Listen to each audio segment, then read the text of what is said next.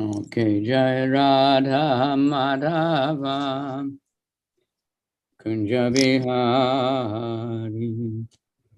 Jai Radha Madhava Kunja Bihari.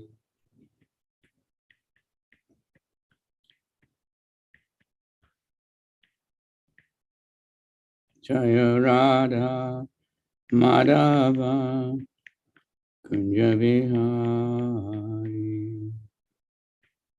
Gopi Jana Balava Girivaradhari. Gopi Jana Balava Girivaradhari. Yashodanandana Brajajana. Yashodanandana Brajajana Ranjana. Yamunatira Anacha. Yamunatira Anachari. Jaya Radha Madhava Kunja Bihari. Jaya Radha Madhava Kunja Bihari. Gopi Jana Balava Girivaradhari. Gopi Jana Balava Girivaradhari. Yashoda Nandana Braja Jana Ranjana. Yashoda Nandana Braja Jana Ranjana. Yamunatira Vanachari. Yamunatira Vanachari. Jaya Radha Madhava Kunja Bihari.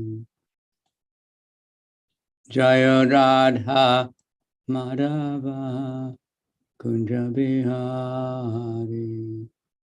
Gopi Jana Balava Girivaradhari. Gopi Jana Balava Girivaradhari. Yashoda Nandana Brajajana Randana. Yashoda Nandana Brajajana Randana. Yamunatira Vanachari.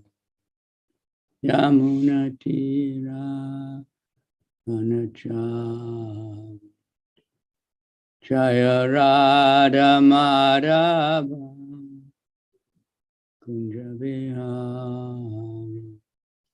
Jaya Radha Madhava Kunja Bihari. Jai. So welcome everybody. We're on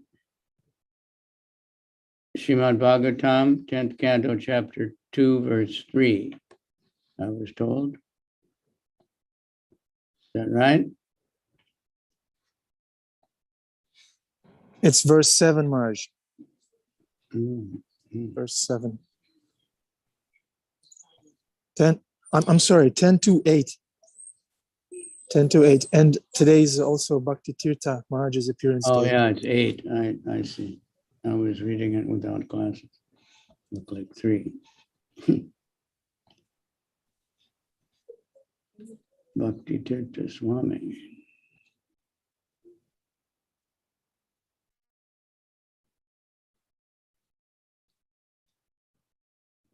Okay, text 8. Devakya, right?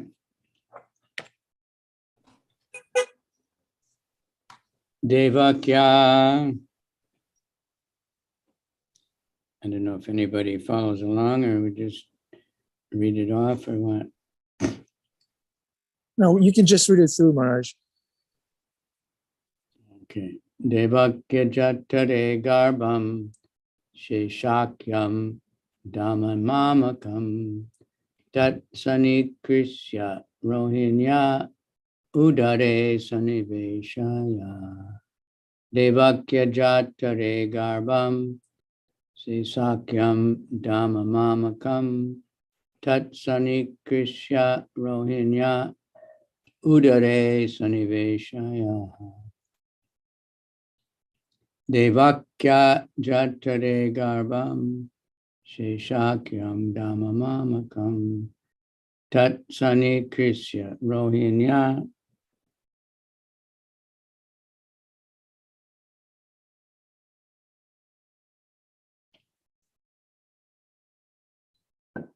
Udare Saniveshaya Devakya. What now?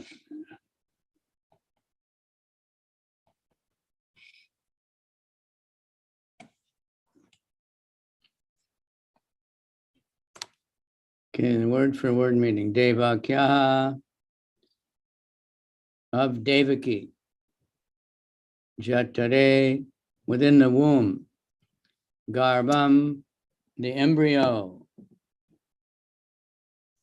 Shesha Akyam, known as Shesha, the plenary expansion of Krishna.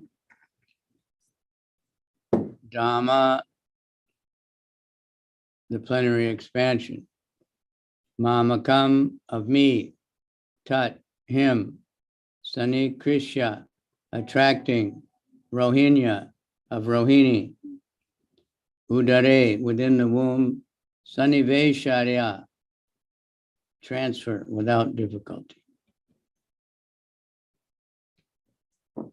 Within the womb of Devaki is my plenary expansion known as Sankarshan, or Shesha. Without difficulty, transfer him into the womb of Rohini.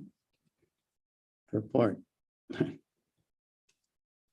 By His Divine Grace, A.C. Bhaktivedanta Swami Prabhupada. The first plenary expansion of Krishna is Baladev, also known as Shesha. The Shesha incarnation of the Supreme Personality of Godhead supports the entire universe. And the eternal mother of this incarnation is Mother Rohini. Because I am going into the womb of Devaki, the Lord told Yogamaya, the Shesha incarnation has already gone there and made suitable arrangements so that I may live there. Now you should enter the womb of Rohini, his eternal mother. In this connection, one may ask how the Supreme Personality of Godhead, who was always situated transcendentally, could enter the womb of Devaki, which had previously been entered by 6 asuras, the Sadgarbhas. Does this mean that the Sadgarbhasuras were equal to the transcendental body of the Supreme Personality of Godhead? The following answer is given by Srila Vishwanath Chakravarti Thakur.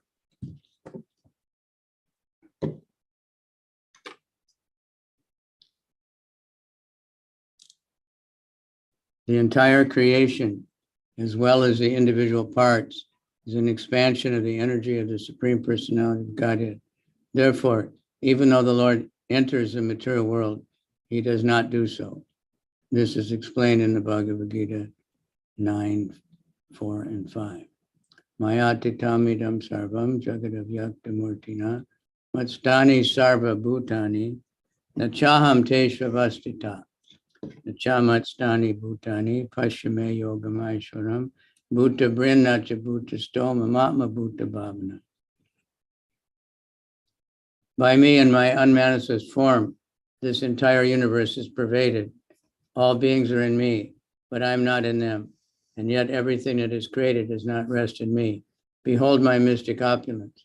Although I am the maintainer of all living entities, and although I am everywhere, I am not part of this cosmic manifestation. For myself is the very source of creation. Sarvam kalavidam Brahma. Everything is an expansion of Brahman, the Supreme Personality of Godhead, and yet everything is not the Supreme Godhead, and he is not everywhere. Everything rests upon him, and yet does not rest upon him. This is explained only through the Achintya Beta Beta Tattva philosophy. Such truths cannot be understood, however, unless one is a pure devotee, for the Lord says in Bhagavad Gita 1855, Bhakti Mama Vijanati Yavanyas Chasmi Tatpataha. One can understand the Supreme Personality of Godhead as he is only by devotional service. Even though the Lord cannot be understood by ordinary persons, this principle should be understood from the statement of the Shastras. A pure devotee, always transcendentally situated because of executing 9 different processes of bhakti yoga: Shravanam, Kirtanam, Vishnu, Smaranam, Padasevanam, Archanam, Nandanam, Vasyam, Dasyam, Sakyam, Atma, Nivedanam. Bhagavatam 7:5-23.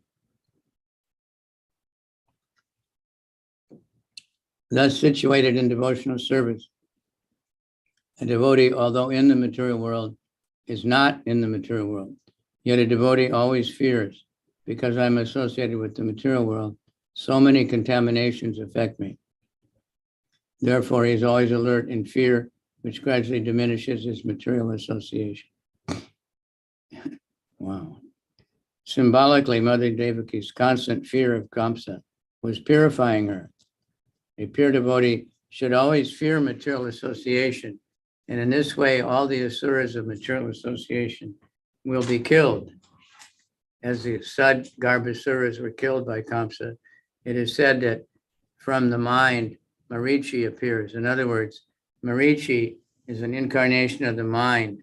Marichi had 6 sons: Kam, Krodh, Lobh, Moha, Mada, and Matsarya. Lust, anger, greed, illusion, madness, and envy. The Supreme Personality of Godhead appears in pure devotional service. This is confirmed in the Vedas. Bhaktir evainam darshayati. Only bhakti can bring one in contact with the Supreme Personality of Godhead. The Supreme Personality of Godhead appeared from the womb of Devaki, and therefore Devaki symbolically represents bhakti, and Kamsa symbolically represents material fear.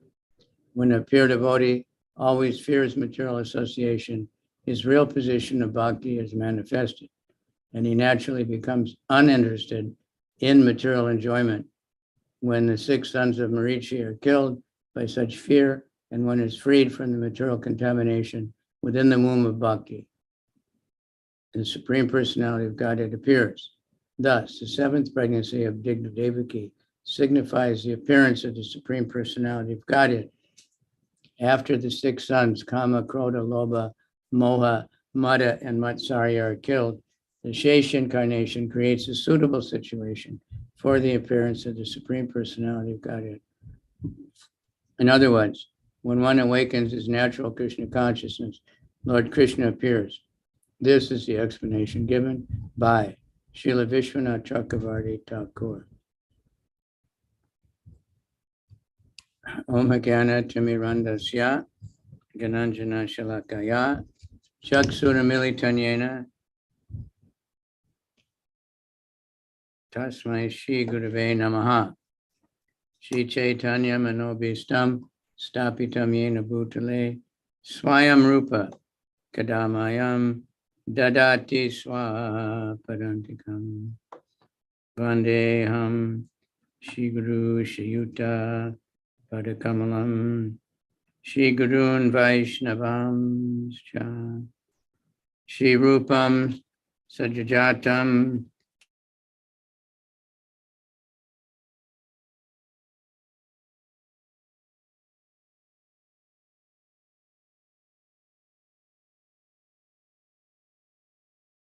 Shri Radha Krishna Padan Sahagana Lalita Shri Vishakan Vitamscha Nama Om Vishnu Padaya Krishna Pristaya Bhutale Shrimati Bhakti Vedanta Swamini Iti Namani Namaste Saraswati Deve Gauravani Pracharane Nirvisesha Shunyavadi Paschatya Desatarane. Vanchakalpatrubhyascha kripa sindhu bhyevacha patitanam pavanebhyo vaishnavebhyo namo namaha. Namo Mahavaranyaya Krishna Prema Pradayate Krishnaya Krishna Chaitanya Namani Gaura Trishe Namaha. Hey Krishna, Karuna Sindhu Dinabandhu Jagatpate, Gopesha Gopika, Kanta Radha Kanta Namostute.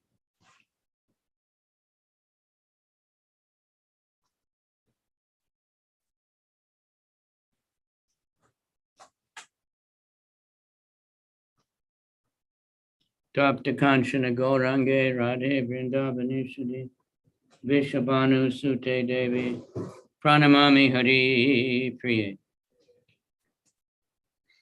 Okay, this is a very fascinating purport. Of course, some are just really obviously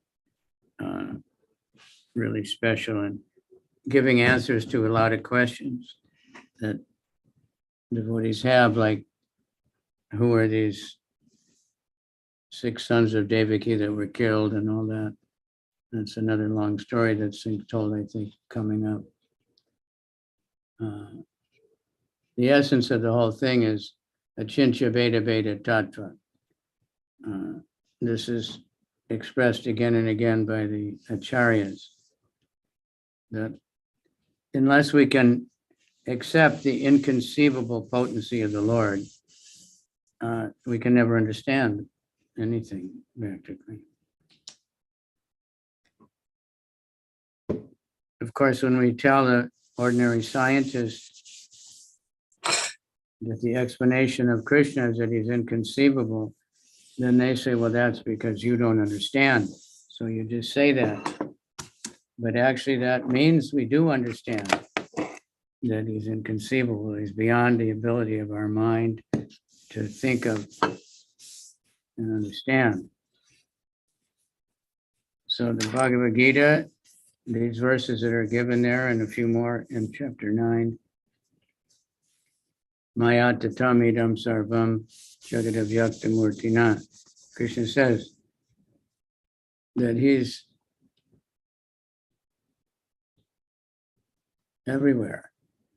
He's within and he's without. He's the biggest and he's the smallest. He's the youngest and he's the oldest. So these things don't make sense to the materialistic scientist. Everything has to be categorized. But Krishna can't be put into any particular category. So he's saying Pashyame Yogamaishvaram in Bhagavad Gita. That's in 2 places. Behold my mystic opulence. I'm the maintainer of all living entities and I'm everywhere, but I'm not part of this cosmic manifestation. And then he goes on how he's creating everything and everything coming from within, but it doesn't bind him. He's seated as though neutral.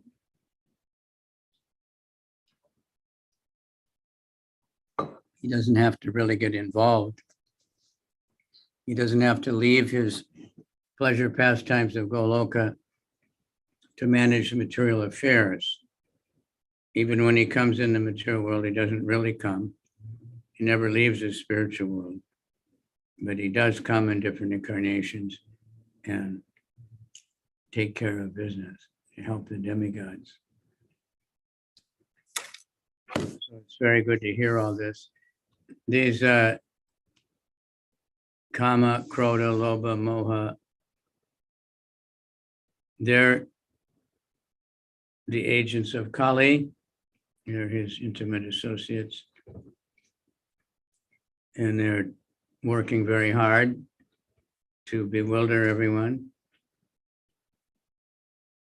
So Krishna says in the beginning, we have to conquer this all-devouring enemy of mankind, and lust. Kama, I want it. It should be mine. I want this. I want that. That we have to change. It's Bhakti Tirtha Swami's appearance day, right? So he had made one book that was very important, actually, and got some criticism. First, why is a sannyasi talking about lust and these kind of things? But because he knew about it. So it's calling turning lust into love. Lust and love might appear to be the same to ordinary people. Basically, the materialists, they call lust love. They say they want to get love. And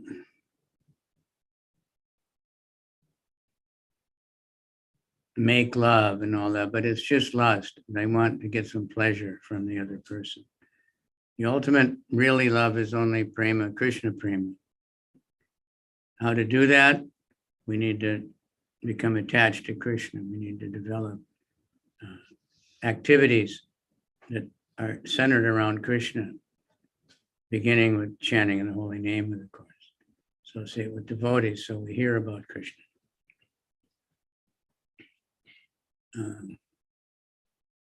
Because there's no other way. This verse, I was in another class yesterday, this verse came up, 1855, and I was mentioning, if you're studying Bhagavad Gita, this is one we should study. Bhakti mama bijanati, yavanyas chasmi tatpataha.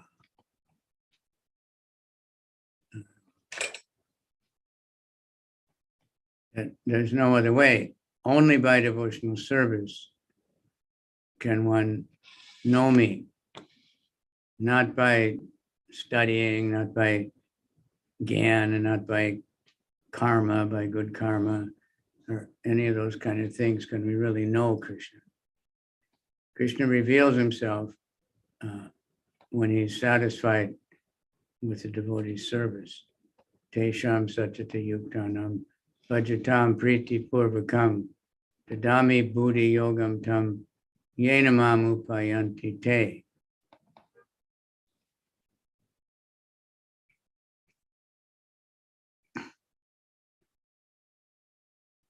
This is Krishna. Krishna can hide from anybody. We have different incidences like that. Vraha.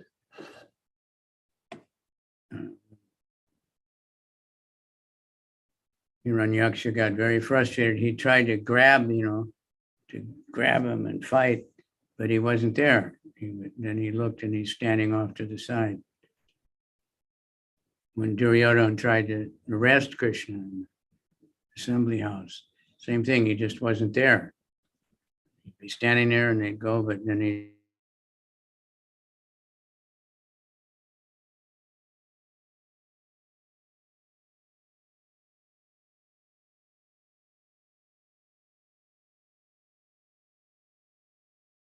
can't see this, that there's this incredible supreme person who's the most beautiful and the most everything. So he's not part of this cosmic manifestation, but he creates it. He's within it and he's without.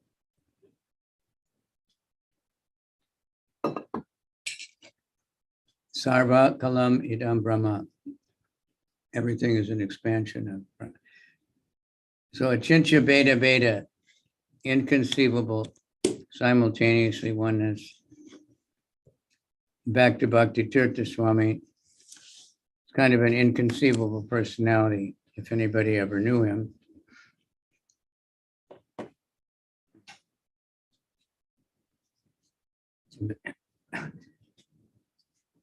I was asked to speak some time ago. They had some kind of program, and not too long ago. And I said, it kind of reminds me of when Prabhupada was asked to talk about Bhakti Siddhanta. He said, he was Vaikuntha man. What can I say? So we can, there's a book that's written of his life. He was very spiritual. He was, when nowadays people are saying, I'm not religious, I'm spiritual. But they don't, when you ask them what is spiritual, they mean, well, nobody tells me what to do, and I don't belong to any church or anything like that. I'm independent. But he was spiritual and that he was always praying. So he wrote those books, The Beggar. It's all prayers, begging God, and for basic things, and analyzing himself very carefully. I had a good fortune of some association with him a few times. For a few weeks, we traveled and trying to distribute sets of Srimad Bhagavatam. And I always like to tell, we were going to these people who subscribe to this mystical magazine, some kind of mystical, UFO magazine or something. And he would tell them that he was an aura reader. He knew how to read auras.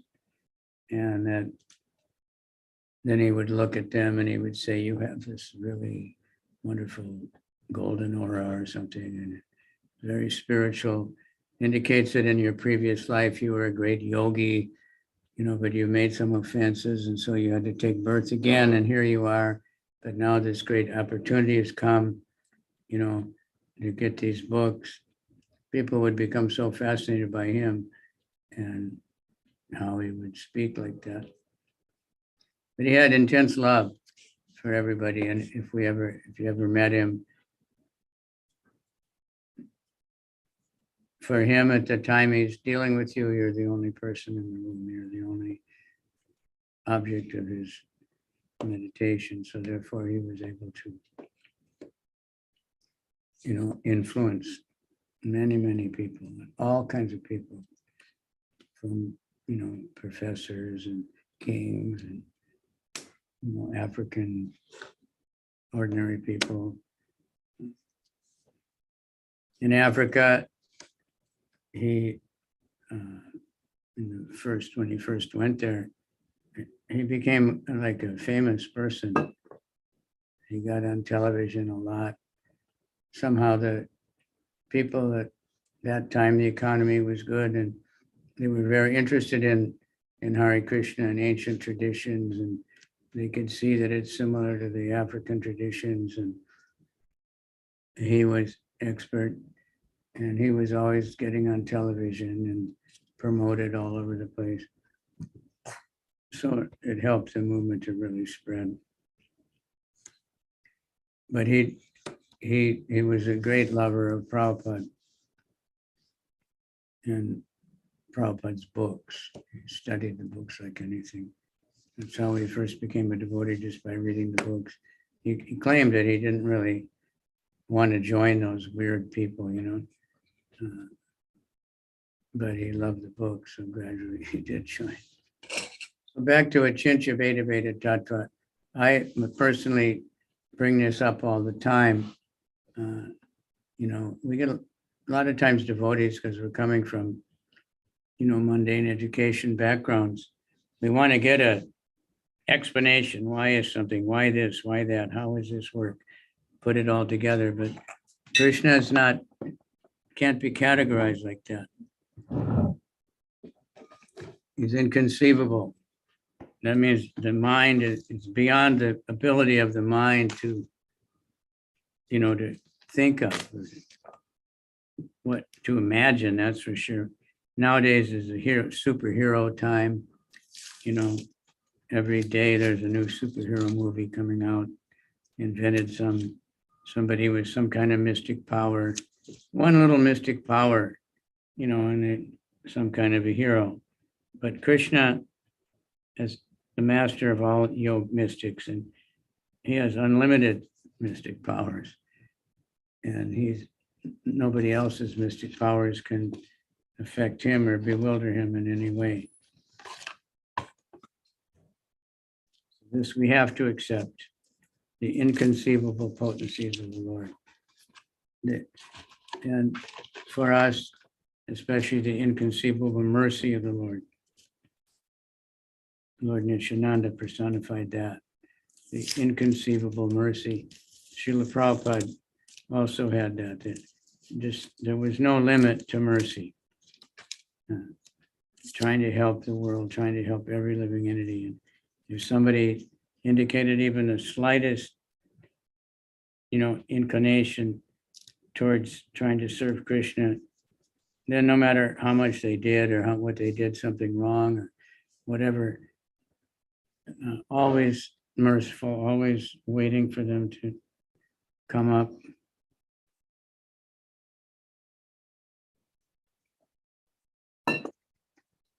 So there's other explanations of this transferring Balaram into the womb that the Acharyas give. So when he asked Yogamaya, just transfer, she said, well, that's going to be really difficult, I don't think I can do that. But Krishna empowered her because she's empowered by Krishna. It's quite an inconceivable thing that, and then people just thought that Devaki had a miscarriage.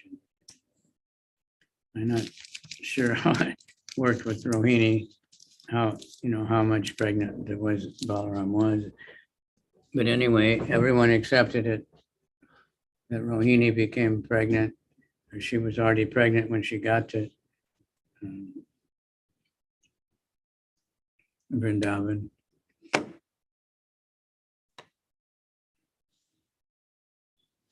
So by devotional service, then we can understand. So when people are asking questions, and like George Harrison said, the proof is in the taste.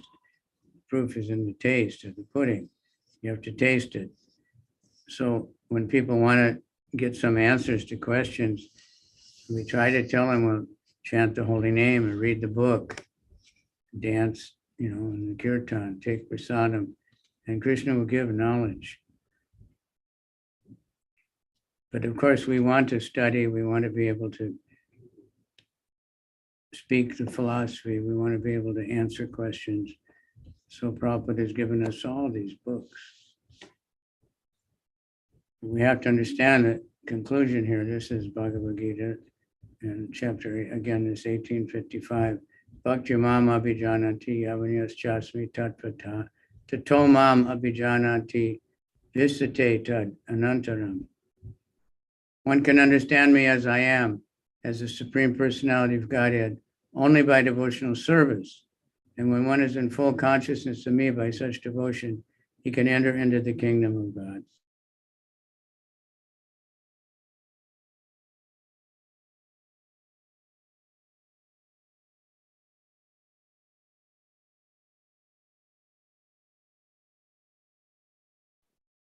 But the Gita, Krishna is saying, Patram Pushpam Param Yome Bhakta Prayachati.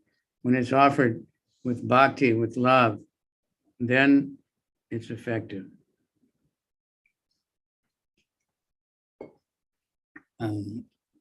Rituals, atheistic rituals, they won't do the job.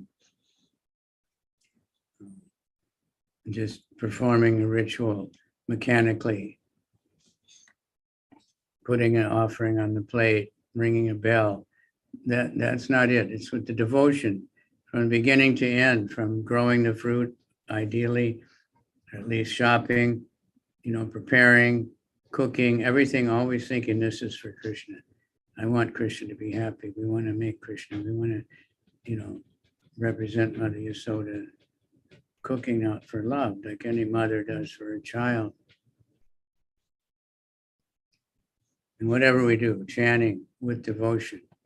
We find that throughout the Bhagavad Gita. It may be hard to understand what that means, but it just means trying to give pleasure to Krishna.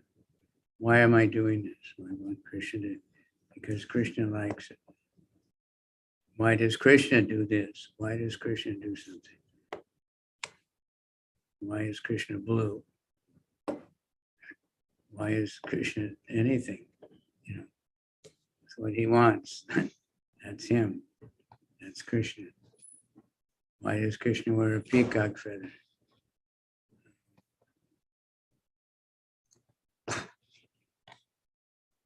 some scholarly person asked Prabhupada that once.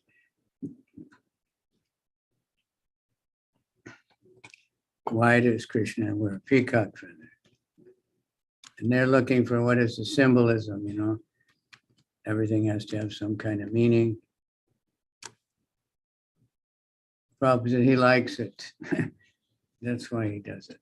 And the guy kept pushing, but Prabhupada, Krishna likes peacock feather. He likes peacocks. They're his dancing teachers.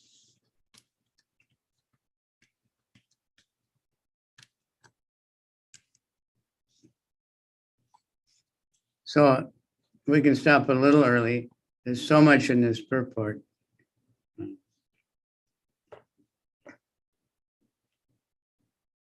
And these 6 sons of Devaki that were killed, they were, you know, had made some offense in the previous life and this and that. So the Kamsa was their father. They got cursed that they would be killed by their father. So, you know, it's these things are inconceivable also. Nobody's going to find these, you know, those things in because most people are not intelligent enough to understand the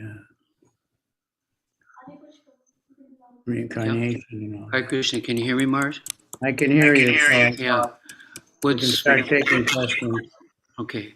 What we found so striking about Bhakti Tirtha Maharaj is his smile. I have never before or since seen anybody smile like that, something coming from deep inside, something genuine, something powerful, just the joy he has present in devotional service to Krishna is just astounding. And also his dancing, right? You know, if there's a kirtan and Bhakti Tirtha Swami starts to dance, he lights up the entire temple and everybody is like, you know, jumping off the ceiling, practically speaking. And he would like, you know, be just pouring out the holy name with such a enthusiasm that it's infectious. Look, Dr. Shik and Bhima both have something to say, probably better than me. All glories to Prabhupada. Hare Krishna. Yeah, the smile was knocked out. When I visited him at Gitanagari, not too long before he left us, and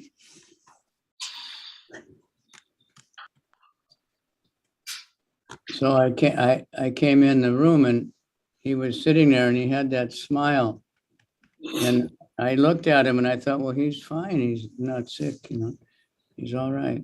Then I looked and saw how thin he was. His body was about half the size it used to be, and you know, his one arm didn't work, but he kept that smile, and it was totally effulgent. So, and, you know, Krishna blessed him with perfect teeth, and and then that dark skin color made the tilak and the white teeth like especially brilliant. So anyway, but it was not just external. He had deep love for Prabhupada and for Krishna, and therefore for whoever he was talking to, because he knew Krishna sent them. So we were very fortunate, and he wrote many books. He poured a lot of energy into put out all his, and they turned out to be very important books, although some people couldn't understand, which is usually the case. Prabhupada's godbrothers couldn't understand why he needed to write an English Bhagavatam. But he wrote on these topics that dealt with what devotees are dealing with: depression and frustration and lust and anger and greed, and how to deal with it. And very important books. Put his education, you know, what he studied, psychology and everything, and put all that to work for Krishna. And it's been very helpful to many, many, many devotees. I recommend. And his disciples are just carrying that Shakti in a powerful way. There's so many wonderful, wonderful, sweet,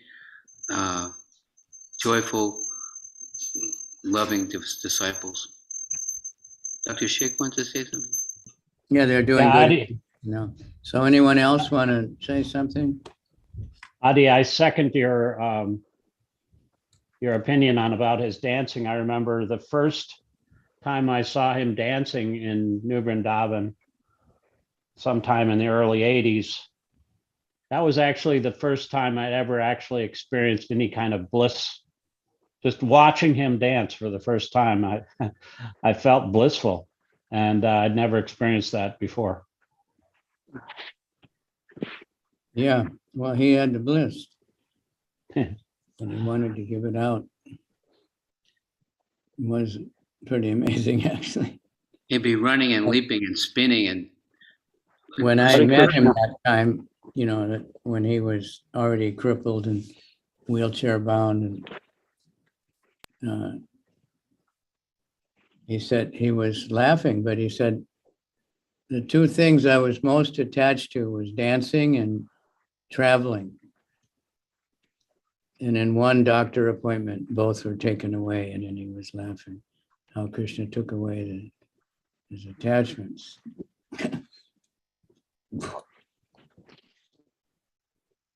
Haribo. Yeah,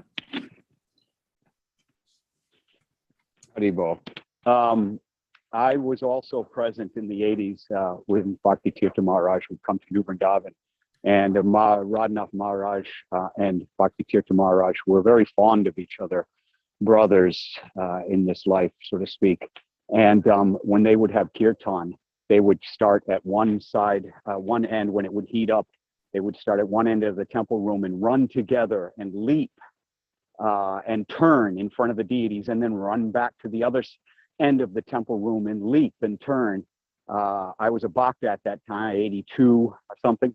And I remember, and it was incredible that the kirtans, when he was around, it was always a special time with the kirtans and how long they lasted. And the dancing was just beautiful. He was known as the Black Swan of dance because of his leaping, because of his smile, because of his pure motion whenever you read Chaitanya Charitamrita, and how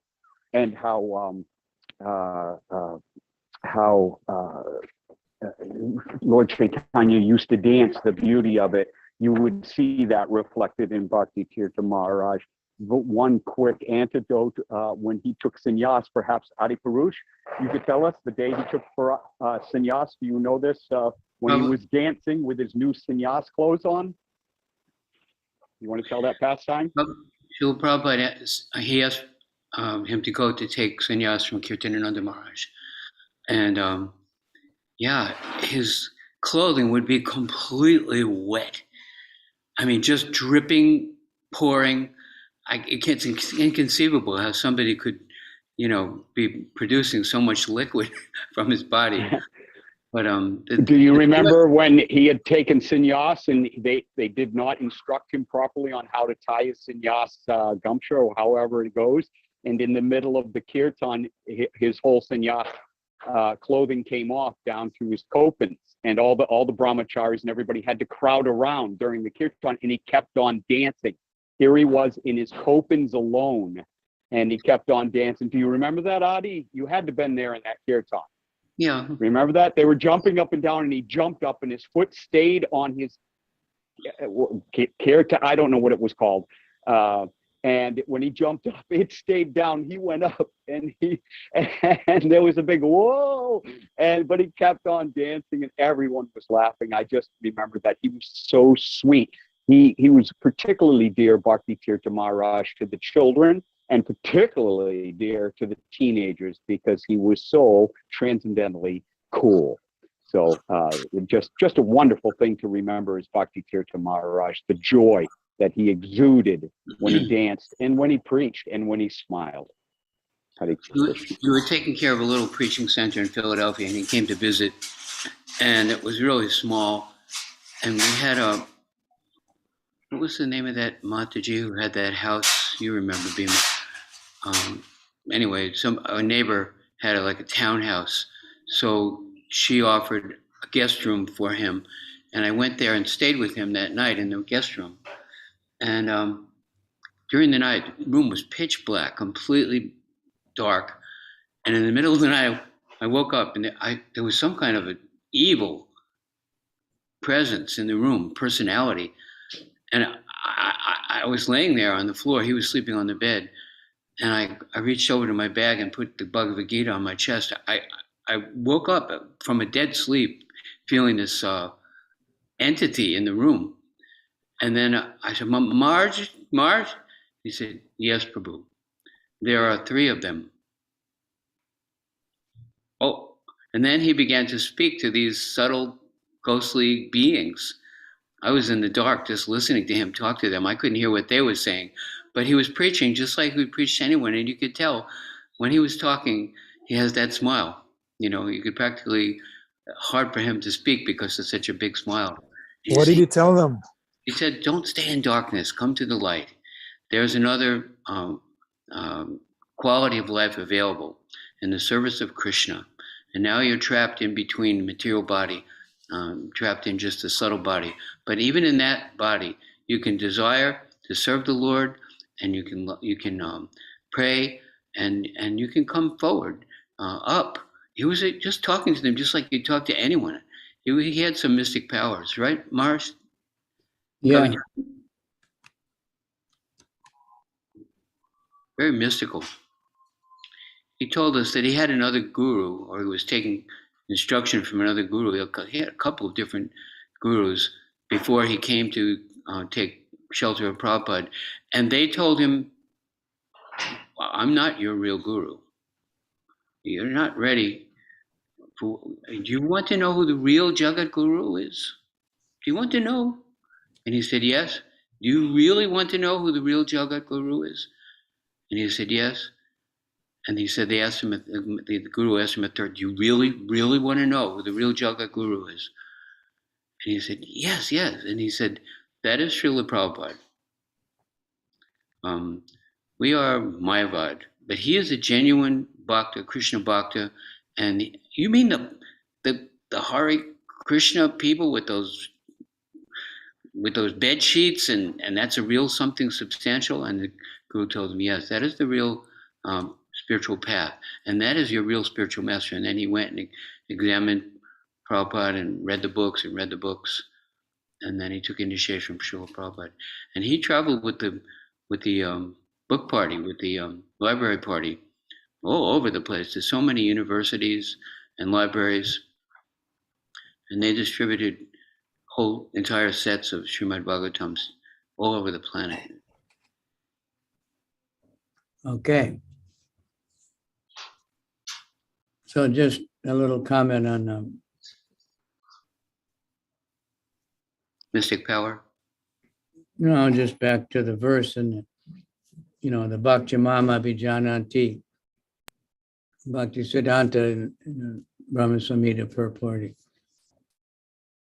He's explaining some of these non-devotional things, different dharmas that are non-differential knowledge of the Brahman, aiming to extinction of individuality, the Ashtanga Yoga Dharma, having the goal of attainment of the state of exclusive existence, atheistical fruitive ritualism, aiming at material enjoyment. That's my favorite one. Atheistical fruitive ritualistic ritualism, aiming at material enjoyment, which is being promoted by most so-called spiritual religious teachers. And that's one reason that people are giving up, the idea of religion, because they can get all the sense enjoyment anyway. You don't need to go to church and give your donations and get blessings. You can get it anyway. So that's what we don't want. We want bhakti. And Bhakti Tirtha Maharaj has got that name. Bhakti is Tirtha is a place you go for bhakti. And he definitely spread it all over the world. And like you said, his disciples, and if you go to Africa, they're really taking it up, his spirit, different aspects. And doing something in that place. Some of All the right. things he said, he used to say, we have to join this movement every day. We have to get up every day and join the Hare Krishna movement. It's not enough to say I joined in 1974 or 1984. Today, did you join today? Please, you say it like that. Also, this concept of spiritual warriors is very important. We're fighting for Krishna. And fighting Maya, fighting our own weaknesses. So much opposition in so many different ways from the material nature, but you have to be a spiritual warrior. You have to be prepared. Get your weapons together, the holy name and the books. And he, for many reasons, when he joined, civil rights had just happened in America. Prejudice was much more than there is now, racial prejudice.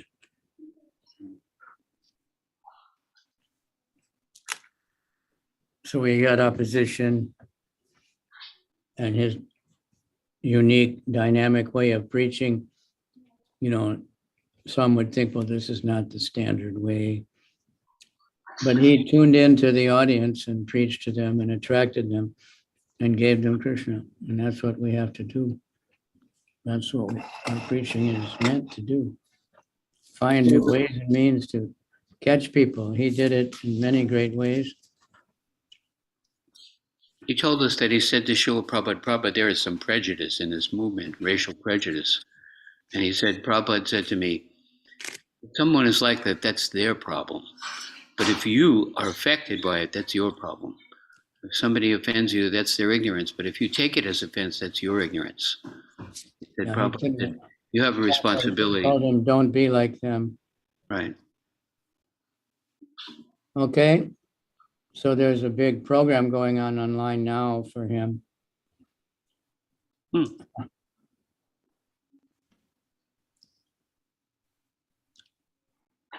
Because it's today's the day. One thing he told me that's really struck home was that he said devotional service means that you're serving a person, that there's someone you're trying to please. It's not just some activity performed in a vacuum. And he said, when I first took sannyas initiation from Kirtanananda Swami, I would say, I'm doing this, I'm doing that. And Maharaj would tell me, very good, very good.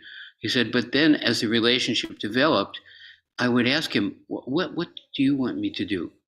And then he began, when I was ready, that it wasn't just friendly talks, that he was instructing me. He said, then, I felt a depth and a turning a page and opening up another level of service. Actually, there's someone who I'm looking up to, there's someone who I'm inquiring from, there's someone who I'm offering what I'm doing to, and then I say, is this okay? How do you like this? And what do you want me to do? Right, that's what Arjuna says to Krishna. Now friendly talks are open. Now I'm a disciple, surrendered unto you. Tell me what you want me to do, right? That's an interesting phase that all of us go through when we're just beginning in devotional service and we're encouraged. But then at one point when we actually say, okay, I'm yours. Tell me. He explained that to me very carefully. And it was right after he chastised me for something. I thought I would die. I mean, he was the sweetest and most loving and most blissful and gloriously smiling person. But when he chastised me that time, I literally thought I would leave my body. And it was very gentle, but it was just so powerful. I'll never forget it. I'm not even going to tell you what he said to me. It was so had such an impact on my life. Anyway, maybe somebody else has to say something. I'm speaking too much. Yeah, well, yeah, time is a couple of minutes. I put the link for this Bhakti Tirtha Memorial Program that's going on online now. Okay, would any other devotees in the temple room or online like to ask a question or reflect on what Maharaj was talking about? If not, I have a question for Maharaj. You were Okay. talking about how Krishna is inconceivable, Achinta Bheda Bheda Tattva, the foundation of our philosophy. So my question is Krishna just random? Is he a random person? Or maybe he has qualities that can be to a certain extent conceived and understood by us? Or he's just flat out random personality? Yeah, well, Krishna's everything. He's inside and out. He's visible and invisible. He's everything all at once. And we're all just getting whatever Krishna wants us to know about him. But he is a person, and that's the most important thing to remember. How wonderful is Krishna? Well, wonderful Krishna, this chapter in the Bhagavatam, but is unlimitedly wonderful, inconceivably. Nobody can really know Krishna, Lord Brahma said. Foolish people say, I know all about Krishna, I know all about God. No, that means they don't know anything.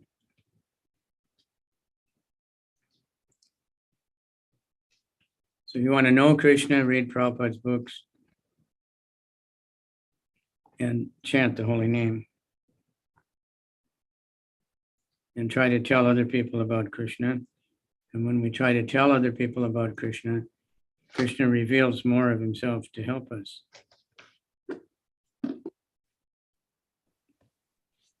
Thank you, Maharaj. Very satisfying answer. He's the most lovable, the most loving. He's the most beautiful. That this is what most religions focus on, the power aspect of Krishna, or the creative aspect. But those are secondary things for the material world. In the spiritual world, it's not there. It's the sweetness is the real thing that bhakti is all about. And again, Bhakti Tirtha Maharaj, he was sweet. He really brought that out. Bhakti yoga, but devotional service is fun, it's blissful. Although he preached so strongly, he was always sweet. And he did, he was very austere. All right, he had what seemed like an unfortunate background in his youth, growing up very poor. His father rejected the family. But his mother was extremely spiritual and was always praying and always teaching him, the value of generosity and love and prayer. So he was very fortunate in that way. And he took it very seriously and tried to teach all of us. So the time is up according to my clock. Thank you all very much. I was going to visit myself, but no time this morning. I was going to go to the Bhakti Center. Looks like there's only one person. There are two people in the temple room anyway. Maybe half a dozen. We'd like to see all our temples getting more guests.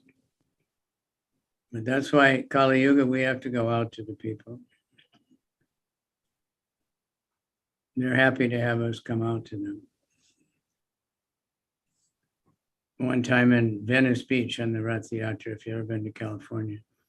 Venice Beach is not very far from the temple by car, 20 minutes. The bus goes right up the road, and a lot of hippie type people live there. So one guy is saying, this is great, you people should come here every week, And I said, well, you can come to our temple. No, we like it here. You should come here. He said, we like you, but you should come to us. We like our place. We don't like to move. So you come to us. So that's what we have to do, is go everywhere and find everybody. New York City. Okay. Thank you very much. Bhakti Tirtha Swami Ki Jai. Thank you very much, Maharaj. Beautiful class. Bhagavatam Ki Jai. Mataji Rohini Ki Jai. Gaur Premanandi Hari Hari Bol. Haribol.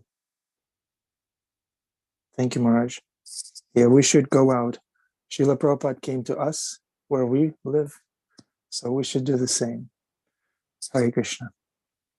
Good seeing everybody.